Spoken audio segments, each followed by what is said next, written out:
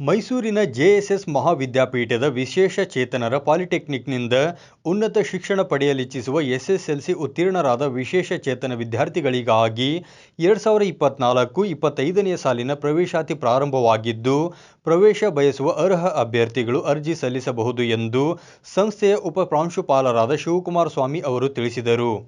ಹುಬ್ಬಳ್ಳಿಯ ಪತ್ರಿಕಾ ಭವನದಲ್ಲಿ ಸುದ್ದಿಗೋಷ್ಠಿ ನಡೆಸಿ ಮಾತನಾಡಿದ ಅವರು, ಸಂಸ್ಥೆಯು ಸುಮಾರು 350ಕ್ಕೂ ಹೆಚ್ಚು ಶೈಕ್ಷಣಿಕ ಸಂಸ್ಥೆಗಳನ್ನು ಹೊಂದಿದೆ. ಇವುಗಳಲ್ಲಿ ವಿಶೇಷ ಚೇತನರಿಗೆ ನೆರವಾಗುವ ಶಾಲೆಗಳು ಸಹ ಇವೆ.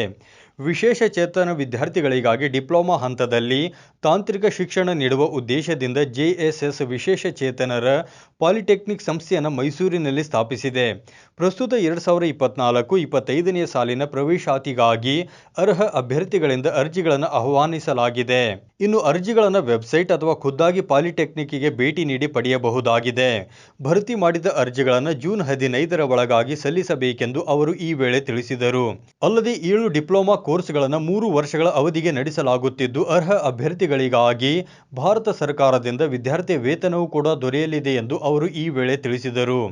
ಎಸ್ಎಸ್ಎಲ್ಸಿ ಉತ್ತೀರ್ಣರಾದ ವಿಶೇಷ ಚೇತನ ವಿದ್ಯಾರ್ಥಿಗಳು ಉನ್ನತ ಶಿಕ್ಷಣ ಪಡೆಯಲು ಇದೊಂದು ಸುವರ್ಣ ಅವಕಾಶವಾಗಿದ್ದು, ಇದನ್ನು ಖಂಡಿತ ಸದುಪಯೋಗ ಪಡೆದುಕೊಳ್ಳುವಂತೆ ಅವರು ಈ ವೇಳೆ ಮನವಿ ಮಾಡಿದರು. ತುಂಬಾ ಚೆನ್ನಾಗಿ ಕಲಿತಿರೋರಿಗೆ 5% ಇದೆ. ಹಾಗಾಗಿ 340 ಸೀಟ್ ಇದೆ ಟೋಟಲ್. 15ನೇ ತಾರೀಕು ಜೂನ್ 15ನೇ ತಾರೀಕು ಲಾಸ್ಟ್ ಡೇಟು. 27-28 ಅಡ್ಮಿಷನ್ ಇದೆ. ಡೈರೆಕ್ಟ್ ಆಗಿ ಬೇಕಾದ್ರೆ ಅವ್ರು ಬರ್ಬೋದು. ಡೈರೆಕ್ಟ್ ಆಗಿ ಬಂದ್ರೆ ಏನು ಅಂದ್ರೆ ಅವ್ರಿಗೆ ಫಸ್ಟ್ ಕೊಡಲ್ಲ. ನಾವು ಯಾರು ಅಪ್ಲಿಕೇಶನ್ ಹಾಕಿ ಮೆರಿಟ್ ಮೇಲೆ ಮಾಡಿರ್ತಾರೋ ಅವ್ರಿಗೆ ಮಾತ್ರ ಕನ್ಸಿಡರ್ ಮಾಡ್ತೀವಿ.